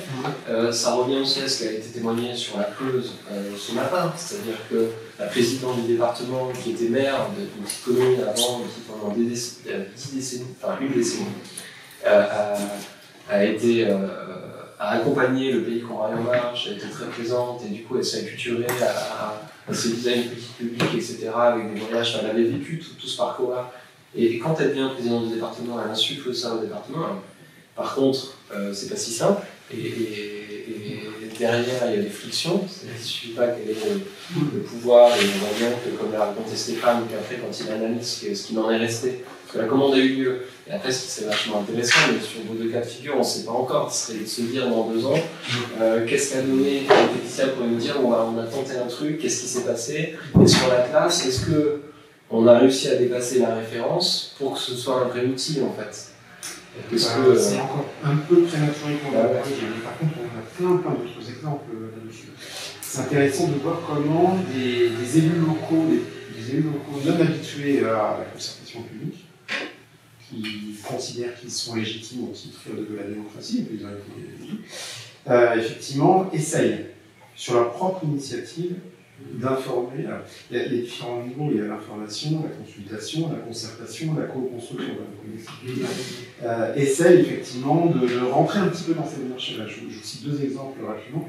Toujours sur LIDAR, dans le cadre d'une procédure ADS qui est développée par le GIP, le Fonds d'intérêt public, qui développe donc un outil qui s'appelle ADS, qui s'appelle Aménagement durable des stations. Il promeut, enfin le GIP qui finance, donc en fait c'est la région, l'État et les départements qui le financent, promeut effectivement la participation citoyenne dans l'aménagement finalement des stations sur la côte. En gros, il y a ce travail-là qui est fait sur l'IDAR, sur la plage de Louvain. Et donc le maire s'est engagé dans une procédure ADS, donc il a dû d'une certaine façon un petit peu répondre à cette contingence qui lui est faite, s'il veut que son étude soit financée. Et il a été très content, bien évidemment, de ce donc il a borné véritablement. Je connais un peu en plus. Il a borné complètement les choses. C'est un garçon qu'il faut qu'il soit rassuré. Voilà, c'est ça. Borné, c'est-à-dire finalement pas choisir tout à fait les personnes qui allaient participer, mais en tout cas, il y a un peu de ça. Donc, mais ça a donné des choses intéressantes, puisque effectivement il y a eu véritablement un travail de co-construction entre justement cette petite assemblée d'une dizaine de personnes accompagnées par un bureau d'études et puis les élus référents. Aujourd'hui, c'est au maire néanmoins de décider s'il va fermer une partie du parking, la totalité du parking, reporter le parking à l'intérieur. Ça s'est fait à l'échelle de l'Iplon de l'Uberbier, à quel endroit? Alors, un peu en profondeur. Ah oui, parce que le sujet jusqu'à la gare. Ouais, le problème de l'Uberbier, c'est surtout à l'arrière. Oui, tout à fait. Voilà, comme dit le maire, la piscine non déclarée, c'est le sport national à Vidar. Ouais. Ça a des incidences énormes sur les équilibres environnementaux en aval. Je pense que c'est un drame, la plage a été contaminée. La plage la plus célèbre de Vidar qui est contaminée il y a quelques années, c'était un drame. Et parfois, on parle de rupture, parfois ça peut aussi arriver à un accident. Donc voilà un premier cas, mais qui se traduit quand même en ce moment même par des choses positives, hein, une forme de co-construction, même si c'est au maire quand même de décider, parce que c'est lui qui est responsable. Deuxième exemple, l'incendie du Pinada, vous en avez entendu parler il y a 2 ans, qui avait pris donc 70 hectares sur les 230 hectares de la forêt du Pinada. La forêt du Pinada qui est un ENS, un exploitation sensible, qui est resté de toute façon forêt sur la côte basque, c'est bien parce que ça faisait partie de ce que j'ai évoqué tout à l'heure, c'était protégé dans les années 70. Néanmoins, donc, un incendie qui détruire une partie. Et avant même d'engager des travaux, on a très fortement incité le maire, effectivement, à faire une consultation publique. Comment les Amblois ont vécu d'abord l'événement, vivaient d'abord dans la forêt, et comment ressentait-il effectivement ce milieu naturel un petit peu exceptionnel, comment ont-ils vécu effectivement l'événement traumatique, et comment ils se projettent. Et sont-ils en mesure de s'impliquer eux-mêmes dans la restructuration de la forêt? Donc on a missionné effectivement un cabinet pour accompagner une consultation publique. Il y a eu à peu près 1000 personnes qui ont participé, à chaque fois qu'il y a eu des réunions publiques, il y avait énormément de monde, il y avait véritablement une appétence autour de ce sujet pour essayer de projeter une intention d'aménagement, aménagement plutôt d'espace naturel. Et dans les faits, ça a accouché d'une souris, puisque finalement les gens veulent une forêt. Peut-être pas tout à fait la même, il faut être plus résilient. Oui, c'est ça, je pense que l'enjeu c'était de diversifier les essences. Et c'est nous, techniciens, qui avions projeté d'une certaine façon une gestion forestière peut-être un peu différenciée. Et surtout avec une forêt, c'est-à-dire on ne pourra pas promettre la même forêt aussi vite que ça a été tout à l'heure. On a fait donc pression sur les élus qui ont accepté d'entrer dans le jeu. De toute façon, ils voyaient bien que très vite, s'ils reforestaient de la même façon, ça allait générer aussi un blocage. La demande, c'est de reconstituer le décor. C'était pas ça. Du coup, ça amène à une question, c'est que là on réinsiste sur quelque chose qu'on avait déjà identifié, c'est l'importance des agents territoriaux, je trouve. Hein, on a beaucoup parlé de ça, qui ont... Le duo élite agent territorial. Exactement, ouais. Vraiment ce duo-là, et bon, après, ça va plus loin que ça, parce qu'on a des élus à des niveaux différents, des techniciens à des niveaux différents, mais et ça prend plein de formes. Aujourd'hui, on parle de développeurs territoriaux, de développeurs locaux. Enfin, ça amène des consonances assez qui montrent à quel point ils ont un rôle dans le développement. C'est pas que des techniciens en fait. Hein.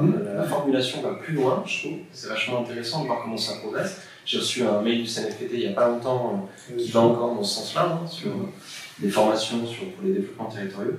Et du coup, comment vous avez vécu ces dernières années le changement parce qu'on a vu que dans le témoignage qu'avait dit Stéphane ce matin sur le département, qu'ils avaient accompagné en fait, les agents territoriaux pendant un temps sur un dispositif, ils ont été acculturés, et au final, en un an, tout a basculé, enfin presque, en tout cas ils témoignent d'une restructuration de ça.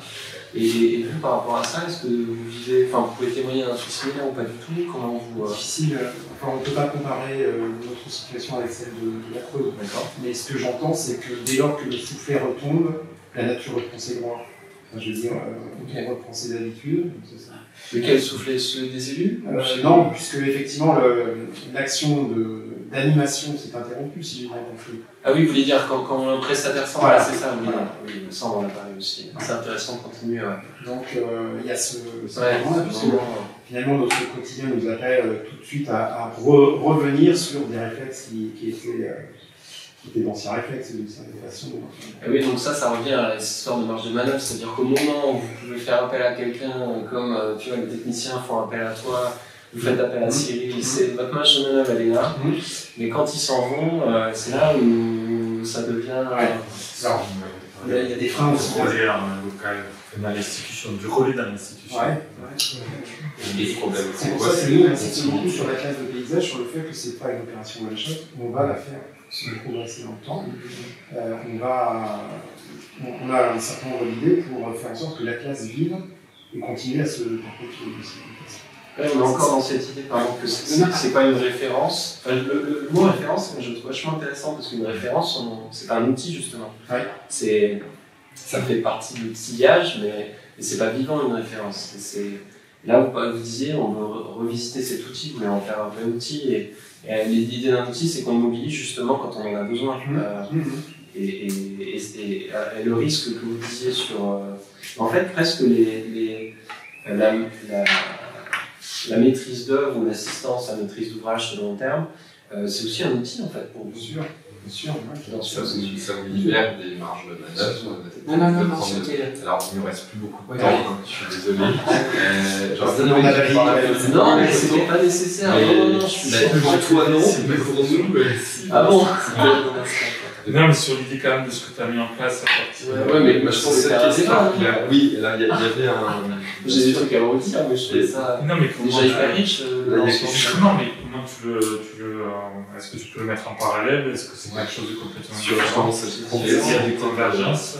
Je sais sur pas. La question du processus et notamment des changements de regard, je pense, par rapport aux jardiniers, notamment, puisque ça a été vraiment une population, je pense, très importante pour vous. Alors peut-être par rapport à ce qu'on vient de dire, c'est que, en fait, je vais rebondir sur cette idée d'outil-là, du dispositif, c'est peut-être le terme le plus adapté. C'est que, on a, en fait, donc, le parc des Coteaux, donc c'est un parc naturel urbain, on en a fait un espace naturel sensible, on l'a classé au bout d'un certain temps. Donc situé sur 4 communes, et l'enjeu c'était comment ces 4 communes pouvaient travailler en commun, alors même que les communes n'ont compétence que sur leurs espaces propres. Donc l'idée c'était comment on faisait travailler ces jardiniers ensemble. On a initié en fait un processus d'échange entre ces jardiniers, entre les jardiniers et les élus. Donc il y a une dynamique collective qui a été mise en place avec un prestataire. Donc on est dans les mêmes schémas que vous décrivez, mais il y a une fin à ça. Et en fait, à la fin, on tente une autonomisation de la maîtrise d'ouvrage pour que en fait, que ces rencontres. Alors le principe est simple, c'est important de le détailler quand même. Le principe est simple, c'est comme il y a 4 communes, il y a 4 rencontres par an. Ça dure une journée. Et l'idée, c'est que donc il y a une rencontre par commune, c'est assez logique. Le matin, on est sur le terrain avec tous les jardiniers qui veulent bien être là pour discuter de leurs pratiques. Celles qu'ils font aujourd'hui, donc effet miroir, on est complètement là-dedans. mettre en exergue en fait ce qu'ils font déjà, là où ils ont des fragilités, etc.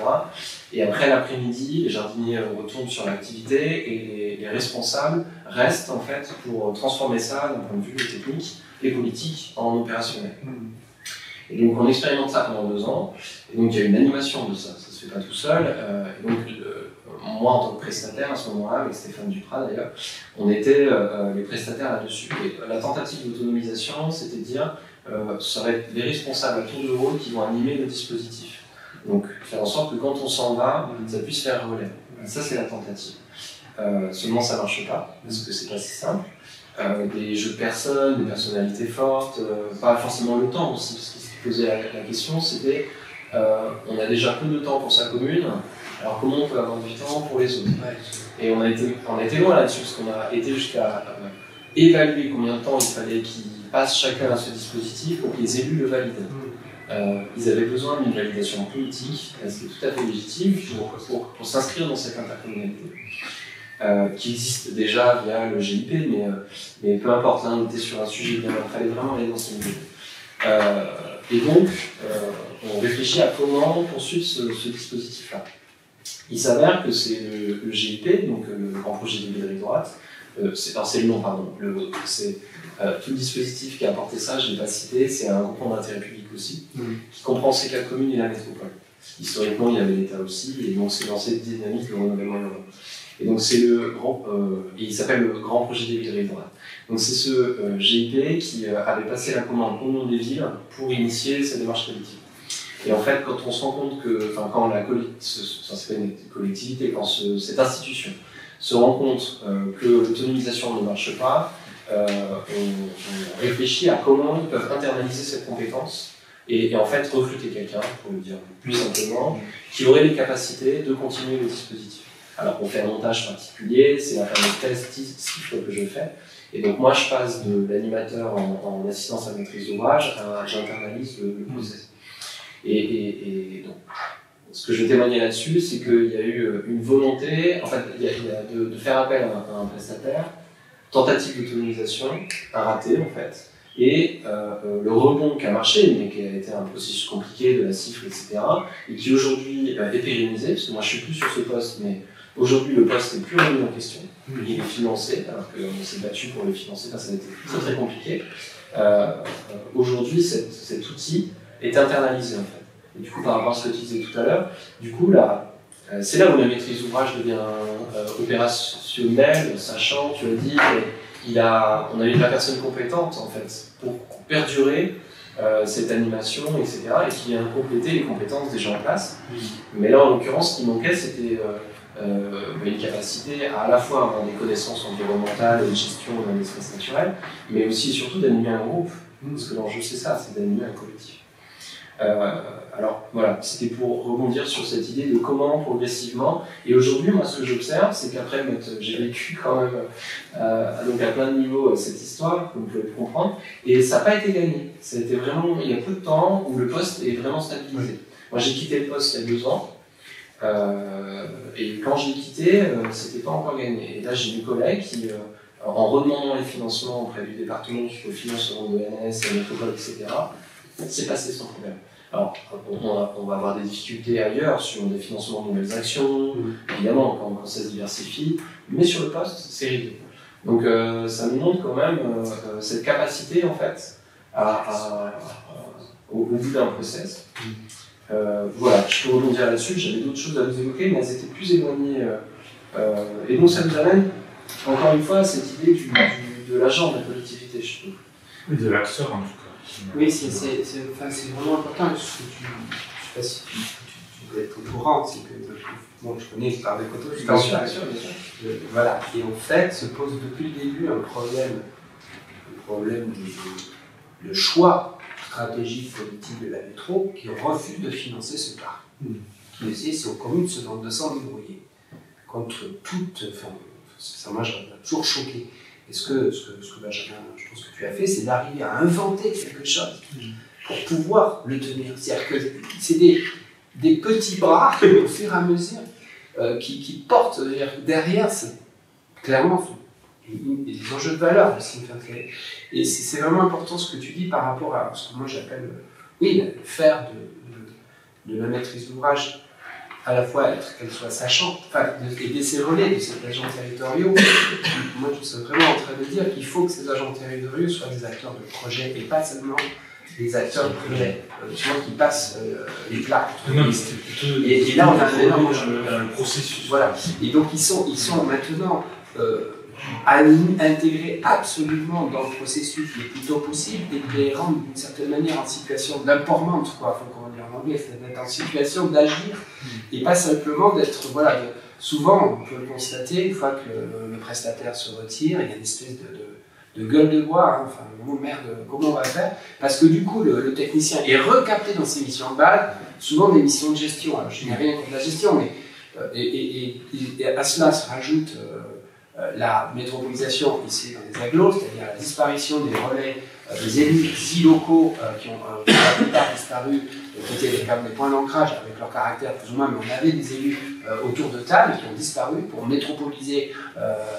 et en territoire rural ou type comité Pays Basque, 127 communes, autant vous dire pour avoir un rendez-vous avec des élus stratégiques, les avoir maintenant pour le mois de novembre actuellement, c'est ça. C'est-à-dire comment on fait avec la loi NOTRe, où ça a quand même bien compliqué. Du coup, ça m'amène à un autre point, peut-être le dernier si on manque de temps, c'est pour ça que je trouve ça vraiment hyper important de faire le récit de qui, quoi, quel moment, parce qu'en fait, là j'ai témoigné d'un processus où on pourrait dire finalement ça marche aujourd'hui. Je viens de faire un bilan positif de la chose. Mais si le poste au sein du groupement d'intérêt public est aujourd'hui, disons, dans une forme de stabilité de financement, ce qui montre en plus un effet positif vis-à-vis du parc des coteaux. Par contre, au niveau des communes, il y a des relations sociales, politiques, techniques entre les élus qui changent et les agents de terrain qui sont encore très en tension. Et donc on a un turnover assez important des agents de la collectivité. C'est-à-dire que pour autant, voilà, une fois, et là c'est pareil, j'imagine que vous vivez ce genre de choses, c'est-à-dire du côté du département, il y a à gérer déjà les relations entre vous les élus, mais après au sein des collectivités, par rebond, on va avoir encore d'autres organisations et qui fait qu'on a une forme de fragilité permanente en fait. À tous les niveaux. Et chaque élection peut renforcer ou fragiliser ça. Exactement. Et puis c'est les élections, et aussi c'est le mouvement des agents territoriaux. Aussi, mais c'est vrai que c'est rare que toi tu restes depuis un grand moment là, j'imagine que c'est rare. Ça dépend du poste. Moi, j'ai peu vu sur le département et la métropole des gros mouvements en fait qui n'étaient pas liés aux élections. Je trouve que les élections c'est plutôt à ce qui se fait dans la fonction publique où il faut changer sur les 3 ans de poste pour. Ouais, mais tu vois, moi depuis toutes ces années, quand ça arrive, c'est reconfiguration parce que. Tous les gens avec qui je travaille, franchement, à la métropole, au département et tout, depuis 15 ans, je les ai pas vus beaucoup changer de poste, sauf si une élection a amené un changement politique fort, donc une restructuration, tu as de la direction qui fait que tu te retrouves. Mais alors c'est peut-être pas le cas sur les autres. Je veux dire, je connais pas la Charente, etc. Mais les personnes anciennes en collectivité considèrent qu'effectivement il y a eu un moment de rupture. Autrefois, effectivement, il y avait un turnover assez important dans les collectivités territoriales, parce que pour faire la différence avec la République, surtout des cas, au moment où le chômage s'est accru. Parce que finalement, pour changer de boulot, il faut aussi emmener sa compagne, etc. Et ça rend les choses compliquées. Si effectivement on est muté quelque part, on postule sur un poste ailleurs avec sa compagne trouve pas de travail, ce qui est le cas. Ça peut poser un territoire un peu aussi. Donc les personnes âgées dans la fonction publique, quand on a effectivement, il y a eu un moment un peu de rupture en légère avec le chômage. Le chômage décroît bien évidemment, mais pour autant il y a d'autres aujourd'hui sur ces générations, le renchérissement des coûts immobiliers, plein de choses qui font que, à mon sens, effectivement, il n'y a pas de turnover aussi important. Ouais, je suis désolé. Alors, on a pas mal de idées aussi sur les acteurs, donc je pense que ça va être intéressant, mais en même temps, tous ces éléments sont liés. Les acteurs dans le processus. Exactement. Et l'importance complètement. Alors, on va voir ce qu'ils ont dit nos acteurs, est-ce qu'ils ont dit des choses Sur le processus, à tout le monde. Moi, je suis pas mal alors. on a On a 10 minutes. On a 10 minutes, il y a un café qui arrive à moi. Peut-être que, pour m'aider, est-ce que je peux vous faire une petite synthèse? Vous me dites si j'ai oublié des trucs. Moi, je sais pas, est-ce que tout le monde a pris la main? J'avais certaines d'autres regards. des questions ou. Non, je sais que t'adores ça, vas-y. J'ai beaucoup de questions, ouais. Mais prendre la parole, je sais pas, parce que j'ai pas beaucoup de billes pour réagir un peu à tous ces trucs-là, parce que j'ai pas non, mais de t'es la contact. capacité. Bon, moi j'ai une question en tout cas, j'ai presque un regret, c'est qu'au début Thomas, toi tu as évoqué un truc qui va spoiler un truc que j'avais envie d'entendre et de voir discuter. C'est la question de la perte du caractère innovant à un moment dans ce processus-là. C'est le dernier de se figer. Et ça, ça me manque un petit peu, mais je ne saurais pas quoi en dire, mais j'aurais bien voulu peut-être le lancer, ou si quelqu'un était en capacité de le lancer, puis de rebondir dessus, ça m'intéresse beaucoup. Et toi, Hervé, qu'est-ce qui te. Je pense que tout a été dit. Je te remercie d'ailleurs de m'avoir coupé. Excuse-moi, j'étais dans ton élan. T'as fait ton rôle d'animateur et il est vrai que ça mériterait une autre discussion plus tard. Oui, c'était ça. Excuse-moi, le point de vue que j'ai, c'est vrai, un point de vue qui n'est pas de moi, mais qui est un point de vue radical et comme on dit en brésilien, qui n'est pas la langue de la langue, inzoneiro, c'est-à-dire de l'intérieur, qui n'est pas un point de vue toujours très couru ni très connu. Mais j'ai toute ma belle famille qui vit dans la langue, donc en fait, il faut vraiment qu'on en parle après. J'ai pas l'impression qu'ils se sentent dévalorisés, au contraire, ils sont amoureux de leur pays. Ah, mais c'est pas bon, bref, on en parlera une autre fois. C'est une question de représentation. Mais bon, j'ai été nourri par le courant historique qui est peu connu et bon, c'est des gens. Sur le processus, est-ce qu'il y a des choses sur le processus, je trouve que le processus qui a été suivi, j'en reviens à ce que disait au départ Christophe, est un processus que je trouve très innovant dans le territoire de la Haute-Hollande et un processus qui mériterait de faire école, si je puis dire, dans d'autres territoires, dans d'autres communes, communautés de communes. Il y aurait sûrement des volontaires. Voilà, j'ai vu, par exemple, l'an dernier, j'ai pu assister à un PFE qui avait lieu, de 3 étudiantes qui avaient été encadrées. Ah oui, à Broca. Pardon. À Broca. Mais voilà, c'était. Dans les SME, il y a Jeanne Portejoie qui travaille sur le vélo, enfin, oui, dans les Landes. Ah, mais ça, c'était vraiment. C'était dans ce même. C'était dans l'esprit des choses sur Broca. Et Chris, j'aimerais bien quand même te répondre un peu, c'est vachement important ce que tu dis, parce que finalement, peut-être qu'il n'y a pas de linéarité sur ça. C'est au contraire, toutes les choses qui peuvent être perçues, alors, qui sont des innovations progressives, elles ont toujours, il y a toujours des désirs, des velléités de les normaliser. Tu vois, quand un truc a marché, quand tu es dans une situation d'acteur, l'idée c'est ça c'était bien, on fait de la charte, on fait de la, on essaie de calquer des méthodes. Et c'est vrai que c'est extrêmement, du coup, là pour le coup, sur les processus à la fois des agents territoriaux et des élus, c'est ah non, il faut encore se reposer la question, il faut encore réinventer parce que les configurations du territoire sont totalement différentes. Et effectivement, j'ai l'impression qu'à l'intérieur de ça, tu as toujours le risque d'essayer d'en faire.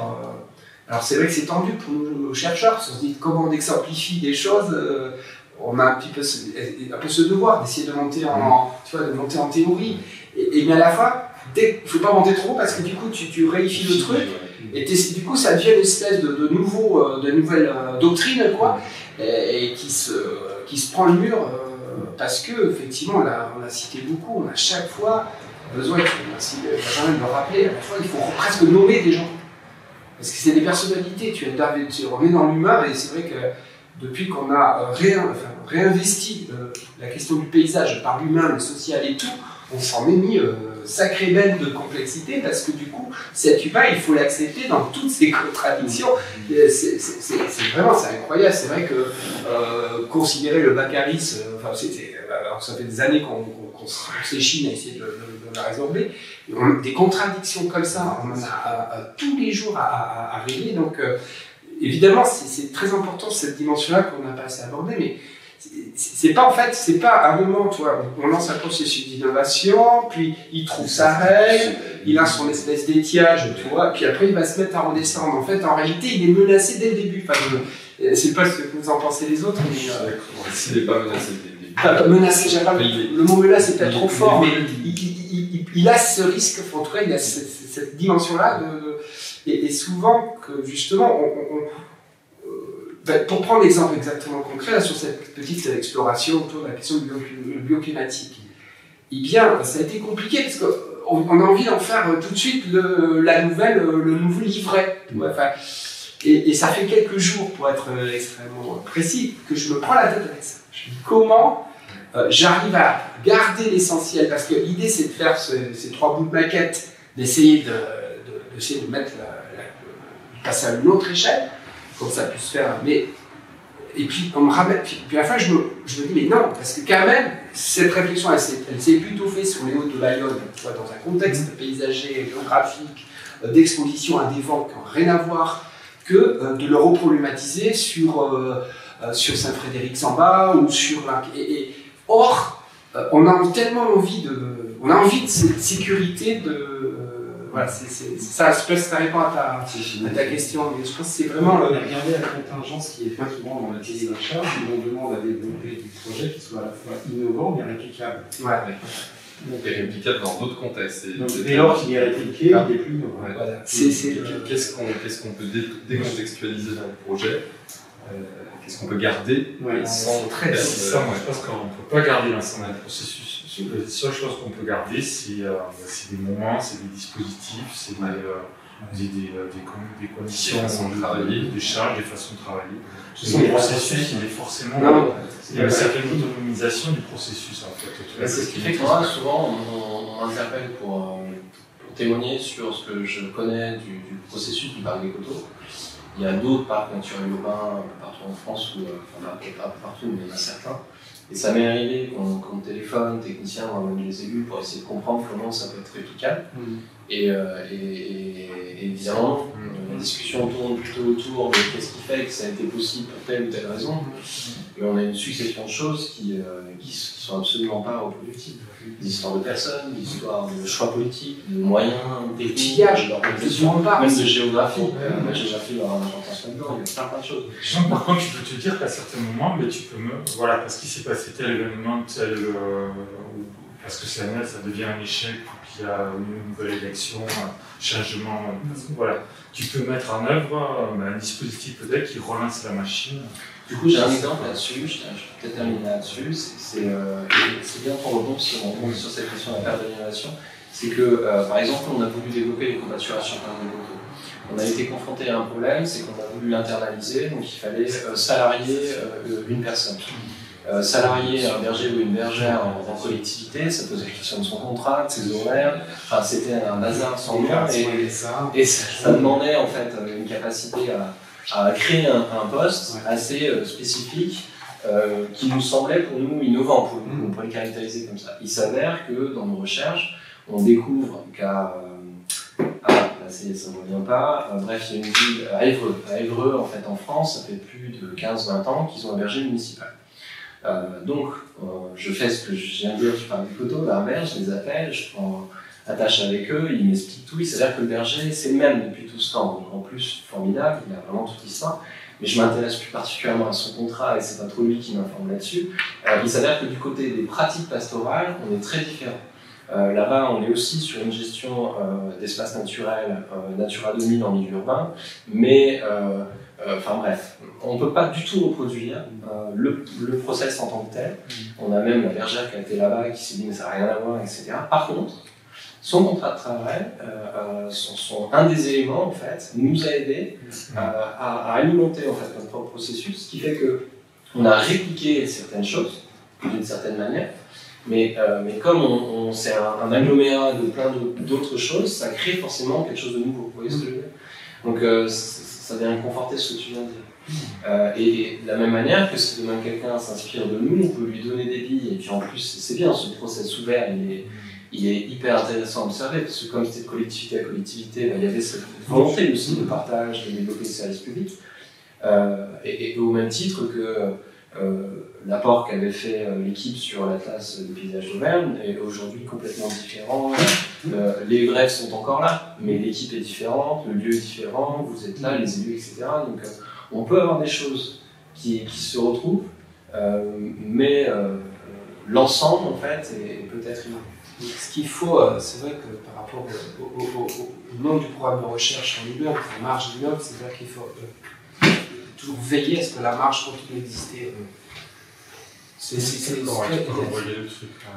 Non, c'est-à-dire c'est notre, c'est ça qui peut être, voilà, il faut chaque fois que tu sors de ton processus dans lequel tu t'es inscrit, il faut, et ça c'est une rigueur, essayer de créer les conditions qui restent des marges d'action, qui effectivement sont des marges qui sont portées par les techniciens territoriaux ou de nouveaux prestataires. Donc, voilà. Ça c'est vraiment, il faut que la marge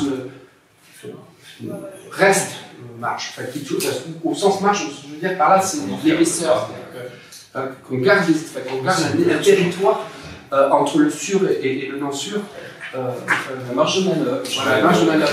Parce que tu vois, par rapport à la perte, on l'a dit tout à l'heure, quand on fait sa carte en bas, la marge de manœuvre se fragilise, c'est là où il faut. Alors, c'est pas simple,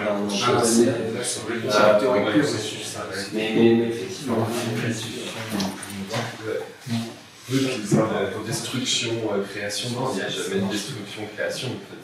Ouais, sinon tu te fais que courir, tu deviens un vendeur d'innovation. Tu vois, c'est ce qu'on a avec les startups aujourd'hui. Exactement, il faut absolument toujours innover.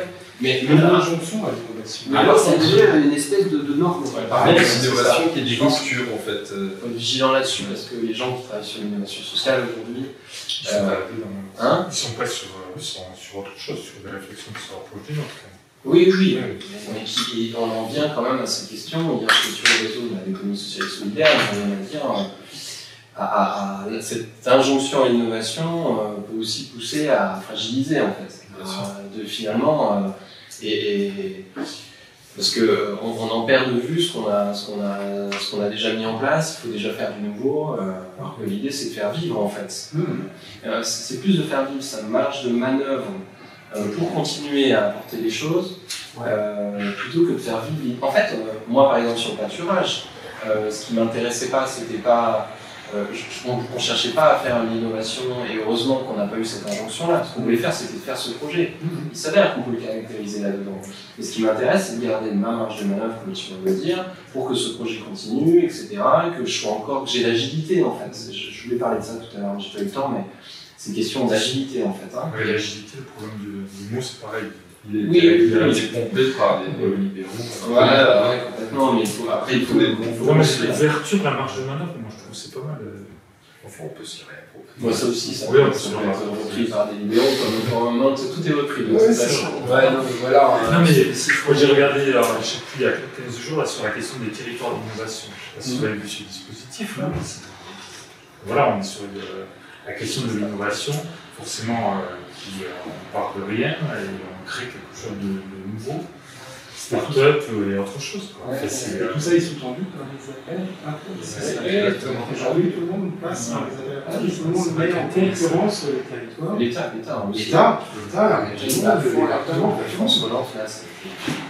on procède par appel à candidature ou par appel à manifestation d'intérêt. Donc on est ensemble de l'innovation. Après, les appels à manifestation d'intérêt, j'ai l'impression qu'avec Marginal, on s'est rendu compte que c'était peut-être un dispositif réglementaire qui permettait tout à fait un peu les un peu construit. Voilà. Alors que c'est sûr que l'appel d'offres.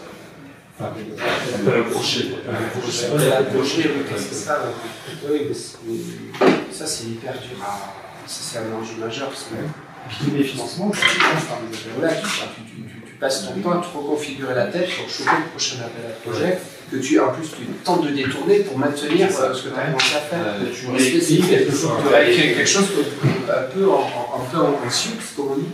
Il y a un designer là, qui commence à ces questions d'innovation, qui est vachement porté notamment en design, qui a travaillé avec le ministère, je ne sais qui est en Angleterre et qui portait un discours qui était avant d'innover, faisons que ce qui ne marche pas fonctionne en fait. Ouais.